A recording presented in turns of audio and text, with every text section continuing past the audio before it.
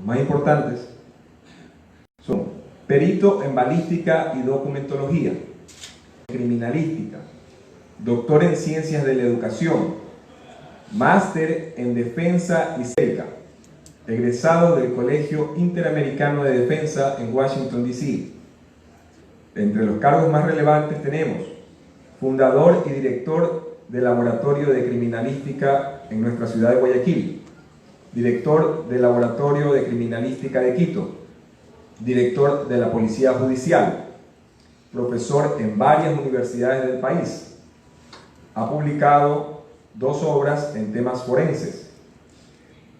Como general de policía en servicio pasivo, actualmente es director general del Servicio Nacional de Medicina Legal y Ciencias Forenses. Un fuerte aplauso para el general Milton Zárate Barrera.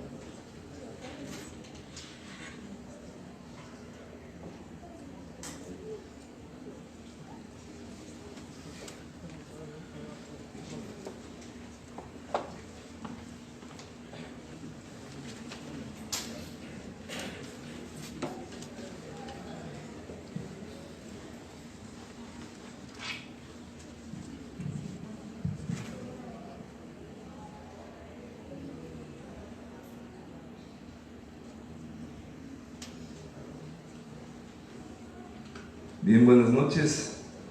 Un placer encontrarme con ustedes, alumnos del diplomado, a la mesa directiva.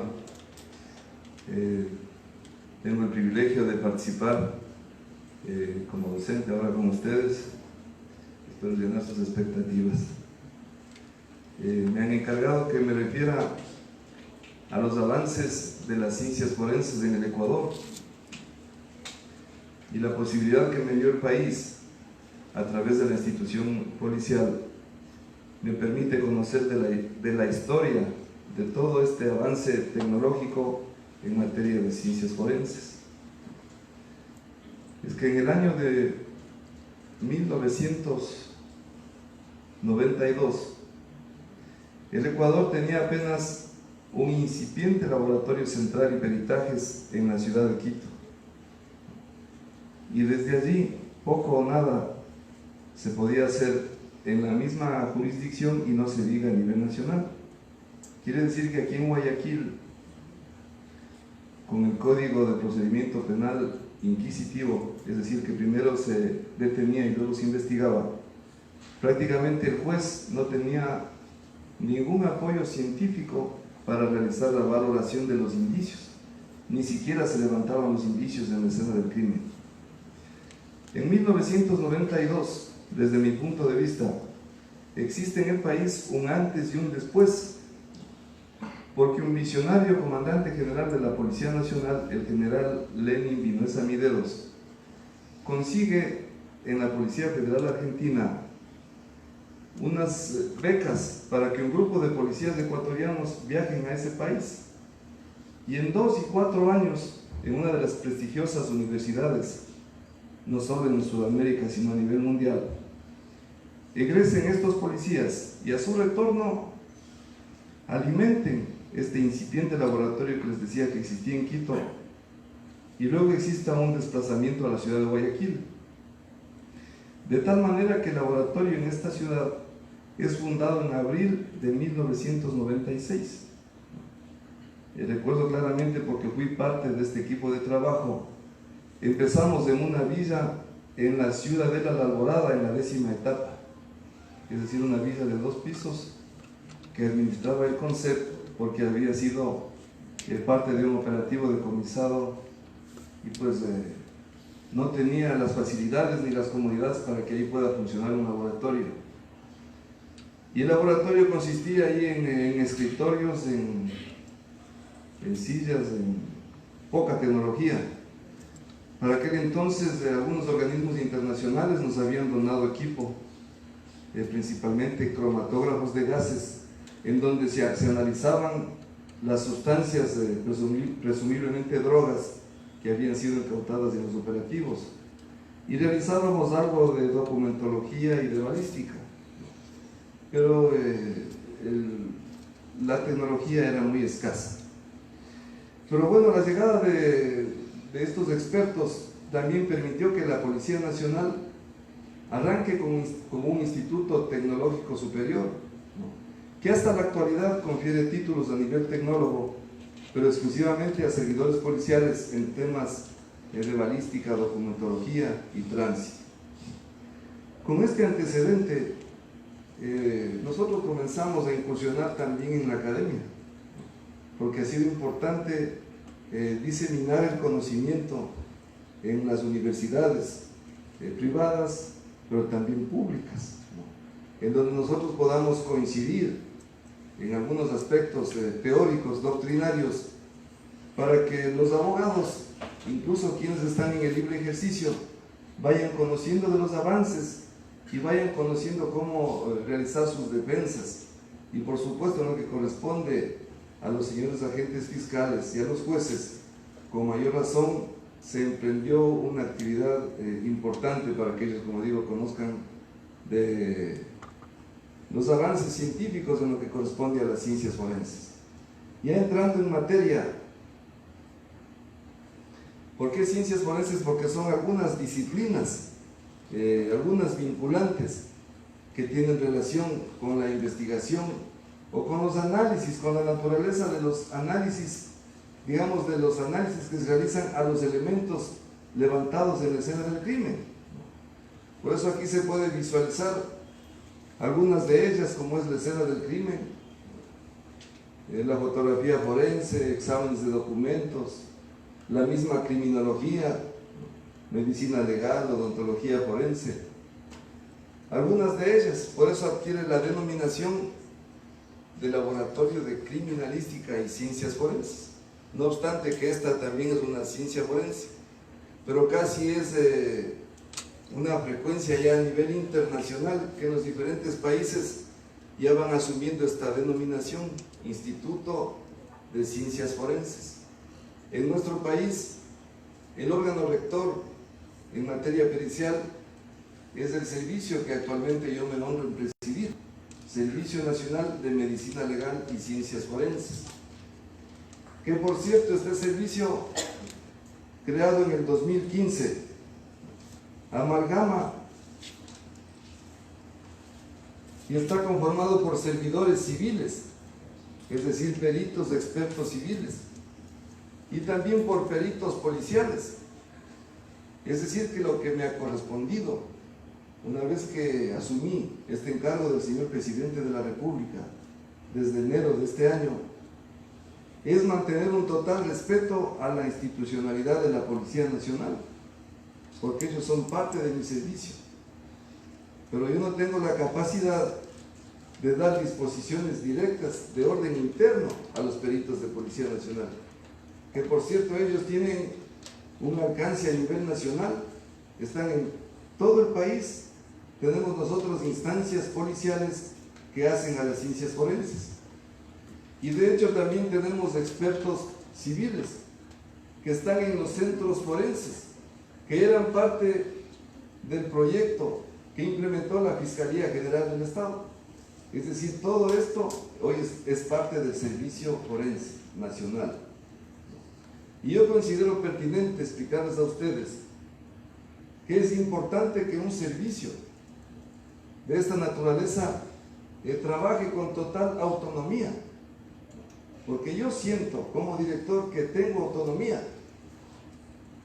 Nosotros dependemos, el servicio depende de un órgano de gobierno, ¿no?, que articula, inclusive desde el punto de vista del COIP, a un sistema integrado, especializado de investigación, medicina legal y ciencias forenses. Cuando dice investigación se refiere al subsistema de investigación que depende de Policía Nacional, es decir, Policía Judicial, Antinarcóticos, DINASET, etcétera, etcétera. Y cuando se refiere a Medicina Legal y Ciencias Forenses, obviamente al subsistema de investigación técnico-científica, responsabilidad que recae en el Servicio Nacional, con el componente, como ya expliqué, de policía y el componente civil, que es importante. Lo que hacemos aquí es una sinergia entre los funcionarios, una sinergia que vaya en beneficio de la administración de justicia. Yo decía, sí tenemos autonomía, que es importante, pero debo responder al órgano de gobierno. Existe un comité que toma decisiones. Este comité está integrado por la Fiscalía General del Estado. La señora Fiscal General del Estado preside este comité. El Ministerio de Gobierno, Consejo de la Judicatura y hoy Derechos Humanos, antes del Ministerio de Justicia. Yo tengo que rendir cuentas a este órgano de gobierno. Pero insisto, la facilidad que tiene que existir y la autonomía que yo me refería es para que el perito, los peritajes sean objetivos y sean imparciales, que es lo que necesita la autoridad correspondiente. ¿Le molesta? Muchas gracias. Bueno, ya me he referido al órgano de gobierno y a los entes operativos del Servicio y de Policía Nacional. Gracias, colega, muy amable. Esa es la presencia del Servicio Nacional a nivel nacional. Tenemos dos grandes laboratorios de criminalística ubicados en la ciudad de Quito y el otro en la ciudad de Guayaquil. Y a nivel nacional tenemos los centros forenses, que suman 9, de acuerdo a un distributivo que nos permita llegar a los territorios en cada una de las zonas, de acuerdo a la organización territorial en el país. Hoy nos encontramos realizando algunos encuentros con los GATS municipales. Un buen ejemplo es lo que está sucediendo en la provincia de Chimborazo, particularmente en el cantón de Riobamba, en donde las autoridades municipales resuelven construir ahí un centro forense porque no tenemos. El más cercano a Riobamba es el que existe en Ambato, pero Riobamba también, o Chimborazo, tiene derecho a tener un centro forense. El municipio está construyendo el centro forense y el servicio equipa, es decir, nosotros vamos a equipar y luego cuando inauguremos contratamos médicos legistas para que así se puedan realizar las prácticas de las autopsias médico-legales. La siguiente, por favor. En lo que corresponde a los laboratorios de criminalística, yo ya dije, Policía Nacional tiene un alcance en todas las provincias. Se conocen como las unidades de apoyo criminalístico. Mi objetivo fundamental ha consistido en armonizar las actividades que cumple el perito policial y nuestros funcionarios civiles en los centros forenses, porque somos de la misma institución. Y al policía no le podemos cerrar las puertas, por ejemplo, a la gente de la DINASET cuando se realiza un levantamiento del cadáver, y a los policías cuando hacen la inspección ocular técnica, para que ingresen y realicen el reconocimiento exterior del cadáver en el centro forense, porque es parte del trabajo. Y luego pues los médicos legistas, ya en lo que corresponde a la patología forense, realizan la práctica de la autopsia médico-legal. Pero en definitiva, al fiscal o a la señora fiscal y al juez o a los jueces no les interesa quién están haciendo, sino cómo lo estamos haciendo. Y tiene que existir un trabajo en equipo. Esa ha sido mi finalidad. Y con modestia les debo decir que la experiencia y mi condición de un general en servicio pasivo me permite articular acciones entre peritos civiles y peritos policiales. Porque normalmente haciendo historia, por algo ustedes habrán leído en algún texto, estimados alumnos, cuando se dice policía científica, que las policías han tenido un gran avance en todos los países, pero generalmente las instituciones policiales no tienen experticia en algunas disciplinas o ciencias forenses, como en medicina legal, en psicología forense, en odontología forense, en genética forense y en otras más. Ahí es lo que nosotros aprovechamos y el Estado aprovecha para incorporar expertos que sí tiene el Ecuador. Algunos que generalmente ya han egresado de universidades públicas. En el Ecuador, la Universidad Central ya ha egresado algunas promociones de médicos especialistas o en posgrado en medicina legal y otros más. Y algunos expertos civiles que se han apasionado por las ciencias forenses se han capacitado en el exterior. Pues lo interesante es cuando regresan ya al país puedan incorporarse al Servicio Nacional de Medicina Legal y Ciencias Forenses en calidad de funcionarios de planta. La siguiente, muchas gracias. Y también aquí me estoy refiriendo a lo que corresponde a la accidentología vial, que ustedes conocen a raíz de lo que constitucionalmente se resolvió. La parte operativa dejó de depender totalmente de Policía Nacional y depende de los municipios. Por eso hoy aquí nosotros tenemos agentes municipales de tránsito. En otras localidades sucede lo mismo. Pero esta actividad forense pericial sigue siendo una responsabilidad del Servicio Nacional de Medicina Legal y Ciencias Forenses a través de los peritos de Policía Nacional que tienen una rica historia y una gran experiencia de formación, de capacitación y también de experiencia en definitiva del día a día haciendo peritajes.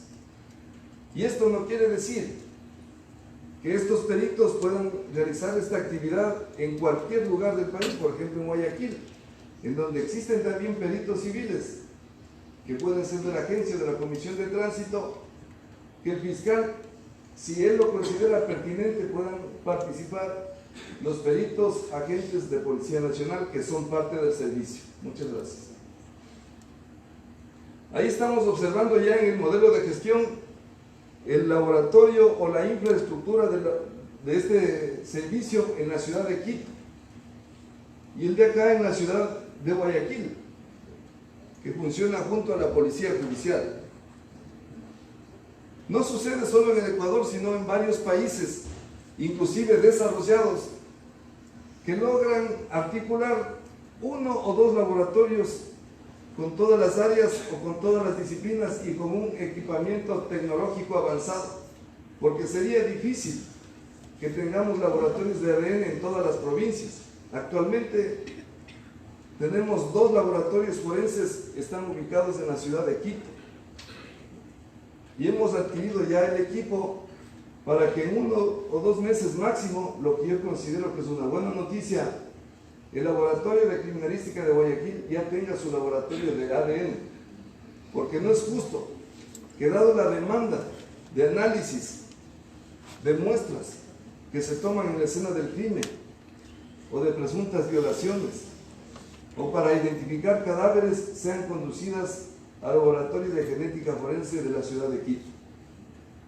Estos laboratorios, explicando aquí brevemente, aunque luego se va a ver el desarrollo, los dos tienen algunos sistemas forenses de última generación. El laboratorio de ADN que existe en Quito, básicamente los laboratorios, el de Quito y los que existen a nivel nacional en temas de medicina legal, están dedicados a hacer patología forense. A los señores y a las señoras estudiantes, cuando decimos patología forense, se refiere a la actividad de tanatología o a la determinación de la causa de la muerte de los cadáveres. Porque en cambio, cuando se refiere a la clínica forense, corresponde a los reconocimientos médicos legales que también hacen los médicos legistas, pero evidentemente en personas vivas. Que en nuestro modelo de gestión en todo el país, esta actividad está siendo realizada por los peritos o médicos legistas que pertenecen a la Fiscalía General del Estado, en las unidades conocidas como las UAPIs, que generalmente se hacen a nivel nacional. Y en lo que corresponde igual al laboratorio de Guayaquil, se realizan generalmente estas mismas actividades con la tecnología que vamos a ver a continuación. Muchas gracias. Estos son algunos de los adelantos de la tecnología que se tiene para los levantamientos de los indicios. Aquí hay una gran frase que se dice: el tiempo que pasa es la verdad que huye.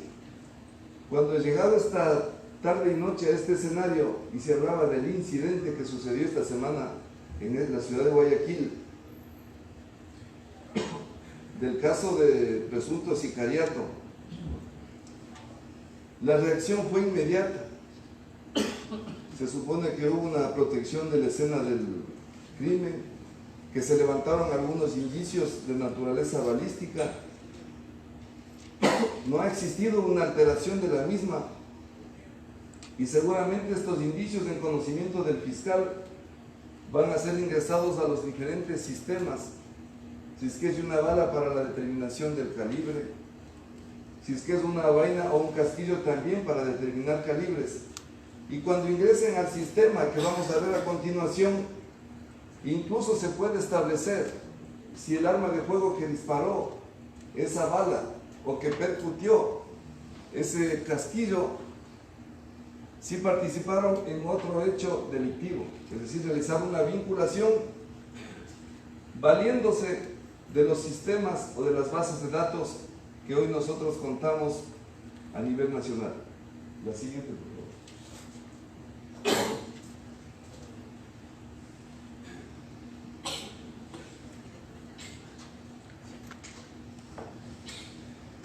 Esas fotografías nos muestran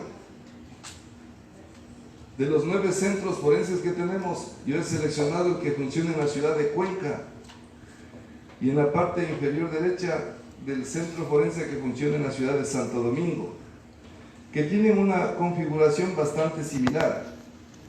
Es decir, que la razón de ser de estos centros tiene que ver con la práctica de las autopsias médico-legales, especialmente aquellos que sobrevienen de muertes violentas, en los que se incluyen los cadáveres que se han originado por los accidentes de tránsito y algunos que también estamos recibiendo por muertes naturales, porque en los hospitales no se están realizando las autopsias clínicas. Entonces, de esta manera nosotros estamos recibiendo, y además de realizar las autopsias, los médicos legistas tienen la facultad de realizar una toma de muestras del organismo, porque en algunas circunstancias, como un cirujano, cuando está operando, debe tener un diagnóstico preciso y se vale de análisis complementarios. Entonces el médico legista, cuando dice la muerte está indeterminada porque se le ha complicado, él toma muestras,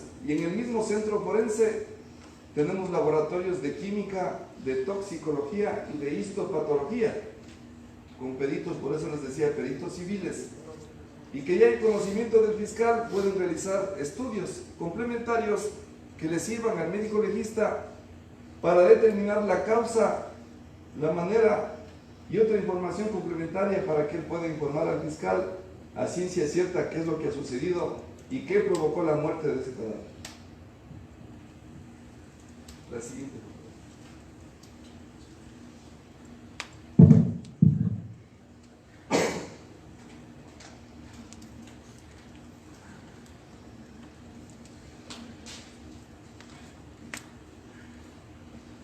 La siguiente, por favor.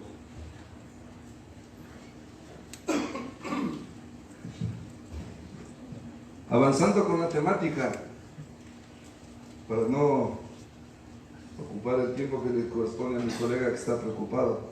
Vamos bien, ¿no? Ya le dije que está mirando el reloj. Y además para mí es un compromiso en esta tarde porque se encuentra mi esposa de oyente también. Entonces seguramente está realizando algunas anotaciones, porque es mi asesora, ¿no es cierto? Sí, gracias. Bueno, este tema es apasionante. Me refiero a la balística forense, por el número de casos que suceden no solo en el Ecuador, sino en el mundo entero. La violencia que deviene de la utilización del arma de fuego, que algunos autores le comparan al arma de fuego con el vehículo. Entonces, un vehículo para moverse necesita el combustible, no necesita gasolina super, extra, eco, diésel. El arma de fuego, ¿qué necesita para disparar? Mal. El objetivo de un alumno de un diplomado, yo diría, es que él comience a manejar la terminología. Yo como profesor digo, ustedes van a manejar la terminología apropiada. El arma de fuego necesita del cartucho. Un concepto bastante sencillo del cartucho es la unidad de carga de toda arma de fuego. Y este cartucho está conformado, como vamos a ver a continuación, por elementos básicos. Uno de ellos, alguien dijo, la pólvora. El cartucho también tiene la cápsula fulminante. Y finalmente el cartucho tiene la bala o el proyectil, así de sencillo. Entonces la balística identificativa tiene que ver con la posibilidad de identificar a un arma con el cometimiento de un delito. Y las armas que generalmente se utilizan en el país, inclusive en otros que tienen conflictos internos armados, como la República de Colombia, ellos, además de las armas largas que utilizan, ejemplo, grupos irregulares, la delincuencia común utiliza este tipo de armas. ¿Qué arma es esta? Pues esa es una pistola, ¿no? ¿Y la de la derecha? Revólver. Es facilito, ya aparecen peritos balísticos ustedes. Y si yo les voy a señalar con el puntero, ¿cómo se llama esta pieza de aquí? Corredera. Corredera, ya es mi alumno, ya. No. ¿Y esta piecita de aquí cómo se llama? Gatillo disparador. Pero el nombre técnico, ¿usted es abogado o no? Sí, ya. Si en una audiencia el abogado dice gatillo, bueno, como que... Pero si él ya es más fino, dice, con la utilización de terminología de uso apropiado, ¿no? Porque de hecho es fino el abogado. Y dice la cola del disparador y es otra cosa, porque este es el nombre técnico. Así le pusieron la cola del disparador. Pues yo como profesor y digo, el gatillo, estoy desubicado. Entonces en esto es importante que ustedes vayan administrando la información. Esta piecita de aquí, ¿cómo se llama? Tiene razón, pero es el arco guardamonte. Es el arco guardamonte. Esta pieza en realidad, como ya dijeron, es la corredera. La diferencia entre estas dos armas es que esta arma de aquí tiene una pieza que se conoce como el cargador o el alimentador. ¿Y qué función tiene el cargador o el alimentador? Como su nombre lo indica, carga con la recámara. pero no carga ni la bala ni el proyectil, lo que carga es el cartucho. Claro. ¿Sí? Ya les voy a indicar fotos de cartuchos. Eso es lo que carga. Y el arma de la derecha tiene cargador. ¿Qué es lo que tiene? Tambor. El tambor que se llama aquí, este de aquí. Ese es el tambor.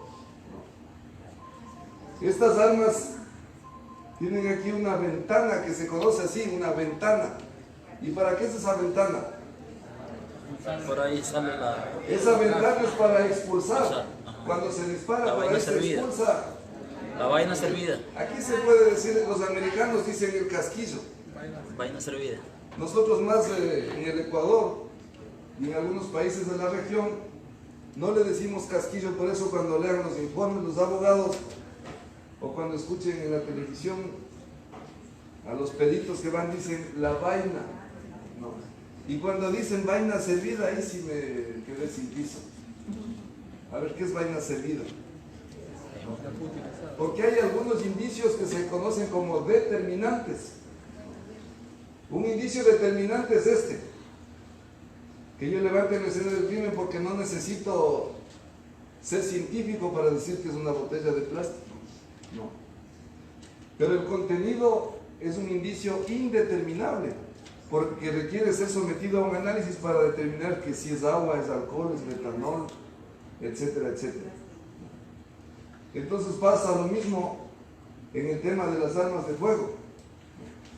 Usted ya me dijo que la arma de acá es una pistola del revólver, pero cuando dices una vaina servida, también es determinable, porque cuando se levanta la vaina y le ve el culote, se le conoce, o la base, y le ve ahí un fondo. ¿Quién le puso ese fondo ahí? El golpe que hace el percutor. Entonces, como hay un fondo, el perito dice, es una vaina percutida. Vaina percutida, si le dice al fiscal, le dice, el fiscal le puede decir, oiga, perito, y esa vaina es percutida. Ah, no, dice ya el fiscal, está en tema, ¿no? O el abogado, de parte de la abogada, dice, vaina percutida. Ah, entonces dice, ya, es porque se ha producido el disparo. Porque si no tiene el fondo, simplemente es una vaina, cuando se incorpora servida. Avancemos un poquito. Esto es bonito. Verán, en balística forense, lo que se conoce como el ciclo del disparo. Hay abogados que hacen penal. Si ustedes realmente le entienden o le decodifican, ahora me voy para acá, no me disculpan. El ciclo del disparo es el fundamento técnico-científico que le permite al perito arribar a una conclusión. A ver, denme un punto de pericia en temas balísticos que ustedes conozcan. ¿Algún requerimiento en temas balísticos? Perdón. Ya, perfecto. Vea. Ahí el abogado dice que se determine si una persona ha disparado con un arma de fuego. Aquí está la conclusión. Aquí está el fundamento técnico-científico. Si el abogado dice, yo quiero que el perito determine esto y él conoce, está perfecto. Porque cuando se dispara un arma de fuego, se depositan residuos de la pólvora y de lo que se conoce como el mixto fulminante. Exacto. Entonces hay residuos de antimonio y bario, especialmente que son los químicos que utilizan, que se posan en la mano y en las prendas. Entonces los peritos cuando toman muestras, quiere decir que remiten a un equipo, que ya les voy a contar, que identifique estas sustancias. Porque antes la historia, cuando se habla yo de los avances tecnológicos, doctor, colega, recordará que utilizábamos la prueba de la parafina. ¿Se han escuchado de esa prueba? Sí. Entonces les cuento rapidito. Me falta todavía un poquito más, ¿no? O el guantalete que Sí, ¿no? Verán, les voy a contar cómo hacíamos la prueba de la parafina. Utilizábamos ollas y de ahí comprábamos la parafina, que es la cera. Entonces los peritos cuando iban a la escena del crimen, doctor, iban llevando reverbero eléctrico. O a la morgue cuando había que tomarle la parafina a un cadáver, también con una cucharita y le calentaban en la olla la parafina. Entonces había que diluirle a la parafina. Y de ahí con un tubo de ensayo se le ponía la parafina en la mano. Entonces cuando se solidificaba o cuando se secaba la parafina, se conformaba el guantelete de la parafina. Entonces el inventor, que es un cubano de esta prueba, inventó también un reactivo. Entonces este reactivo, al tener contacto con el guantelete, daba unas coloraciones azules que había que verle al microscopio. Y se decía que es residuo de la pólvora. Pero verán, aquí viene el chiste de esto, ¿no? Que el perito decía que el hecho que dé un resultado positivo no quiere decir que haya disparado el arma de fuego. Y el hecho que dé resultado negativo, lo mismo, no quiere decir que no haya disparado. O sea, y de ahí por último le decía que esta prueba es complementariamente con otras. Entonces había un problema bastante serio. Y los jueces a veces tenían que resolver con esta prueba, ya en desuso. Hoy se acabó, porque el Ecuador tiene una prueba de última generación a través de un equipo que se conoce como el microscopio electrónico de barrido, que más luego les cuento cómo funciona. Bien, rapidito, les detallo que cuando se acciona este aparato, la cola del disparador, se libera la aguja percutora y esta impacta. Este es el cartucho que está en la recámara, que está aquí, le impacta aquí en la cápsula fulminante, que es una pequeña piecita que tiene al interior el explosivo, ¿no? Y de ahí se produce una llamarada la llamarada que se produce aquí y le enciende a la pólvora. En algunos libros ustedes van a escuchar la deflagración de la pólvora, que es el quemado de la pólvora, aquí en el interior de la vaina. Ahí está deflagrando la pólvora. Y como esta quema o deflagra, se produce y se desarrollan gases, ¿no?, que es la energía. Entonces, ¿por dónde se libera la energía? Que es en el interior del cartucho. ¿Por dónde se libera? Le empuja la bala. Entonces por ahí se libera. Y de ahí se desprende la bala, como vemos en el gráfico. Se desprende y al interior del cañón es donde mayor desarrollo tiene de gases, de energía, que le libera prácticamente ya del arma al proyectil. Cuando uno habla de bala y proyectil, nosotros decimos que proyectil es cuando está en movimiento y bala cuando no está en movimiento. O sea, la doctora médico legista, cuando realiza una autopsia, extrae del cuerpo balas. Y cuando el doctor quiere que se haga una trayectoria balística en la escena del crimen, dice la trayectoria balística del proyectil. Todo esto tiene un contenido científico. Primero, la aguja percutora, cuando impacta en la causa fulminante, le transfiere a la base del culote características únicas y exclusivas de esa aguja percutora, de esa arma de fuego. Y si realiza 1000 disparos con esa arma, quiere decir que le va a dejar las mismas características en todos los disparos. Lo mismo sucede en el interior del cañón. Como el proyectil tiene un relacionamiento directo con las estrías, estas estrías también se pasan a manera de huella balística al cuerpo de la bala. Y todos los disparos, las balas que transiten el cañón de esa arma de fuego van a tener las mismas características que vamos a ver a continuación.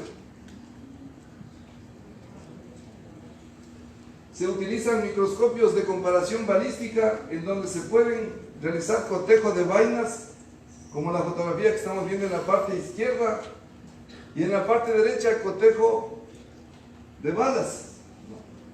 Entonces, aprovechando este caso reciente, si en la escena del crimen se levantaron vainas, nosotros necesitamos el arma incriminada para con esta arma tomar en el laboratorio muestras y con el apoyo del microscopio de comparación balística determinar si tanto la vaina como la bala fueron percutidas o disparadas por esa arma de fuego, que tiene un fuerte contenido científico. Aquí estamos viendo en esta fotografía, esta es una línea imaginaria, porque al final este cuerpo corresponde a una bala y el de acá a otra bala. Y la continuidad de esas líneas que se observan aquí, estas líneas que son conjuntos o complejos estriales, corresponden a las características que absorbió este elemento del interior o del ánima del cañón. Lo mismo sucede y acontece acá. Miren, es el fondo de percusión. Cuando decías es una vaina servida, esos son fondos de percusión. Estos fondos de percusión son similares y me parece que en la fotografía que está a continuación nos facilita. Miren esa fotografía, que es más clara. Esta es una línea imaginaria y esto corresponde a una base de un casquillo comparado con la base de otro casquillo, que viendo en la lámina que está a continuación, muchas gracias, observamos cómo existe una continuidad en estos complejos estriales. Y no existe duda para que el perito balístico pueda establecer que estas dos vainas han sido percutidas por la misma arma de fuego. Claro que esto es parte de un proceso, porque el perito tiene que ir observando en los elementos testigos primero qué características se van repitiendo con mayor intensidad. Y cuando él ya ha establecido esto, toma el casquillo que ha sido levantado en la escena del crimen y lo compara y se le hace más sencillo. La siguiente, por favor. El Ecuador dispone de un sistema automatizado de identificación balística, el mejor que existe en el mundo. Se lo conoce como el IBIS. Es el IBIS canadiense, que tienen casi todos los países. Vayamos a decir que tienen en los Estados Unidos, en Canadá, en Europa. En Sudamérica tiene Colombia, tiene Perú, tiene Argentina, tiene Chile. El nuestro es uno de los mejores, es un IBIS tridimensional, o sea que llega a ver las características más en particular. Este está conformado por dos bases de datos, la una que se conoce como el Brass Tracks, es decir, bases de datos de casquillos. Y la siguiente, colega, por favor. Corresponde al Bullet Tracks, que son las características de los proyectiles o de las balas. Me explico. Estas bases de datos funcionan desde Quito y Guayaquil. De todos los casos, los peritos van ingresando estas características a las bases de datos. Cuando existe un caso, el fiscal, él dispone, dice además que el casquillo o la vaina y la bala extraída en autopsia con datos de ese caso, dispone que se ingresen al sistema IBIS, porque el fiscal ya conoce la existencia del sistema IBIS. Y este sistema compara automáticamente con las bases de datos y le alerta al perito. Le da una alerta, le dice, este caso puede tener relación con el caso de acá, porque finalmente el perito ya obtiene el físico de los archivos y compara manualmente. Entonces esto optimiza y prioriza la actividad pericial como un sistema importante, moderno y vigente, con grandes resultados a nivel nacional. La siguiente, por favor. Este es el famoso microscopio de balido electrónico, que reemplazó definitivamente a la utilización de la parafina. Esta es una fotografía reciente. A mí me gusta mucho esta fotografía por varias razones. Primero, porque ese equipo lo compró Policía Judicial hace 8 años, es el único en el país y es el mejor que existe, porque algunas universidades privadas también tienen microscopios electrónicos de balido. Este equipo estuvo sin funcionar algunos meses y lo que se hacían para atender los requerimientos periciales es acudir a una universidad privada a través de un contrato. En la actualidad este equipo ya está funcionando en la ciudad de Quito y estamos adquiriendo otro equipo para que sea instalado en la ciudad de Guayaquil. En definitiva, este equipo lo que hace es identificar sustancias. Hoy en todos los casos, los policías que hacen inspección ocular técnica levantan muestras. Cuando existe un sospechoso que disparó, le toman muestras. Cuando hay un cadáver que posiblemente se suicidó con un arma de fuego, le toman muestras. Y estas muestras son sometidas a este equipo. Entonces, en el caso forense balístico, identifica la presencia de plomo, la presencia de bario, de antimonio. Y este es un resultado concluyente.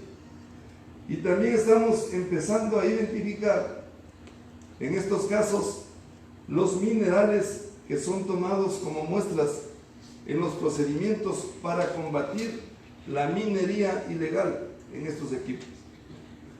Y les decía que es importante para nosotros, en particular para mí esta foto, porque vincula, como estamos viendo ahí, las capacidades de los funcionarios policiales y del funcionario civil, como debe ser, como debe ser.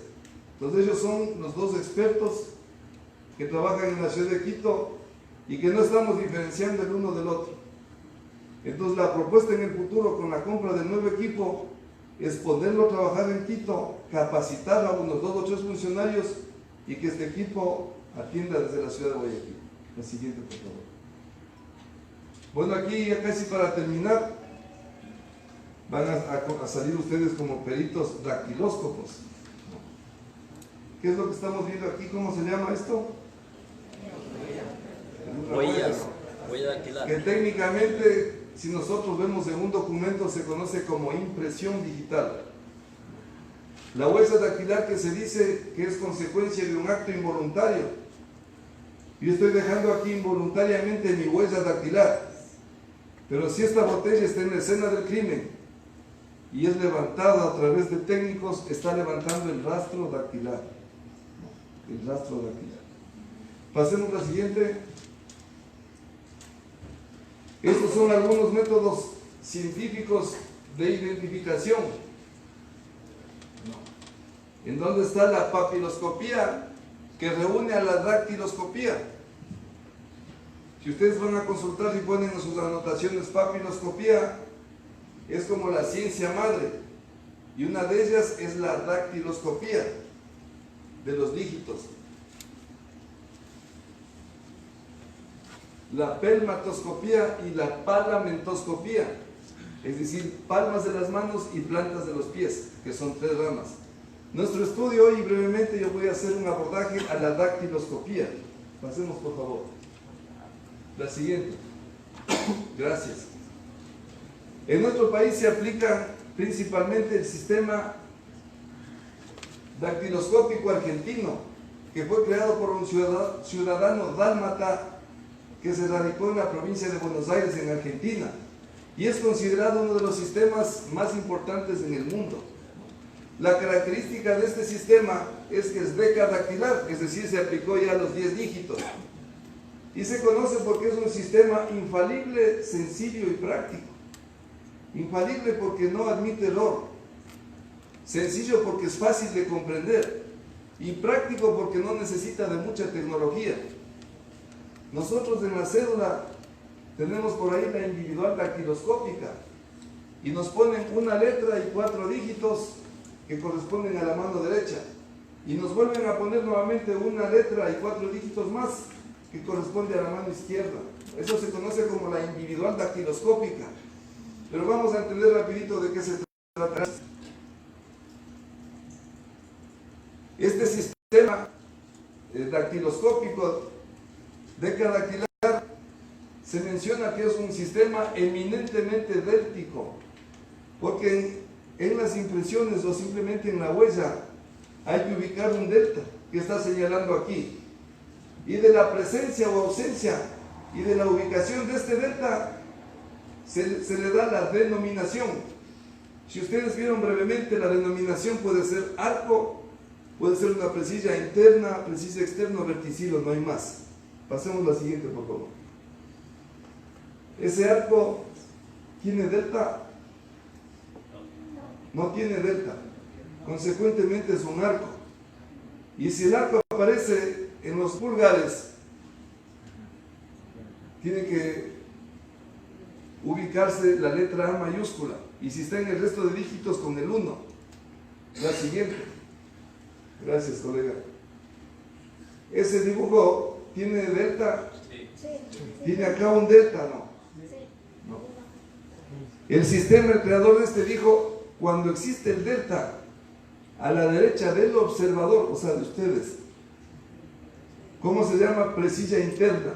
Y si está en los pulgares es con la letra I, y en el resto de dígitos con el número 2. ¿Qué pasará si el delta está a la izquierda? Pongámosle. Si está a la izquierda del observador, como está en este caso acá, esa es una presilla externa, con la letra E mayúscula en los pulgares, y con el número 3 en el resto de dígitos. Y finalmente nos falta el verticilo. ¿Cuál creen ustedes que es la característica del verticilo? ¿Podemos leer a continuación? La E. Que existen 2 deltas, pero no han existido 2 deltas que puedan estar a la derecha o a la izquierda, sino que la única alternativa cuando existen 2 deltas es que estén opuestos y enfrentados, como están aquí. 2 deltas opuestos y enfrentados. El verticilo en los pulgares tiene como simbología la letra V, y si está en el resto de dígitos, el número 4. Generalmente, si ustedes observan en su cédula, casi siempre tenemos verticilos. Casi siempre tenemos verticilos. La siguiente, por favor. Pero les comento que nosotros aquí, los que estamos aquí, unas 100 personas, todos podemos tener la misma individual dactiloscópica. Pero ¿cómo nos diferenciamos? A través de los puntos característicos, que son los que estamos observando aquí. que son 8 en realidad. El autor ubicó en estas líneas, ejemplo, aquí,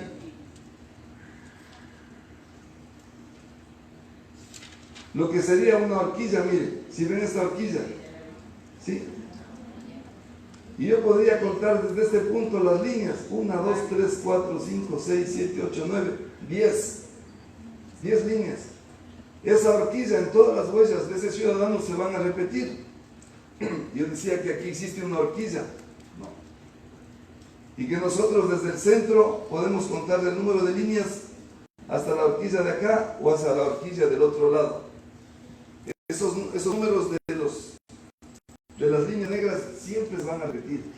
Los puntos característicos son los que nos individualizan a las personas para tener una identidad física humana, la siguiente. Y con esto me permito diferenciar que en la comparación dactiloscópica de estas dos impresiones, el perito ha determinado 8 puntos característicos. Es decir, estos 8 puntos que se han ubicado aquí se repiten también en la comparación que se hace con la huella de la derecha. Y como corresponden en ubicación, en situación, ahí sí el perito debe decir que corresponden a la misma y única persona. Es más, existen legislaciones, me parece como la chilena, en donde sí consta que el perito por lo menos debe ubicar o localizar unos 13 puntos característicos. De los 8 que se señala el autor, él puede encontrar hasta 13, es decir, se van repitiendo. No es que debe encontrar los 8, sino que de esos 8 puede ser que vaya repitiendo, que tengan 10 horquillas, etcétera, etcétera. Esto sucede en personas vivas y también en cadáveres cuando se identifican ellos. Siempre es necesario tener un elemento de comparación. La siguiente, por favor. Y aquí quedan pocas láminas, lo mismo, bajo el mismo concepto de lo que teníamos en balística.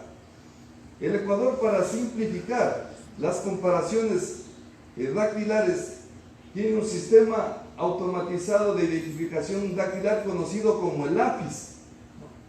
Y coincidencialmente lo que sucede con el IBIS. El lápiz también es uno de los mejores sistemas en el mundo, pero tiene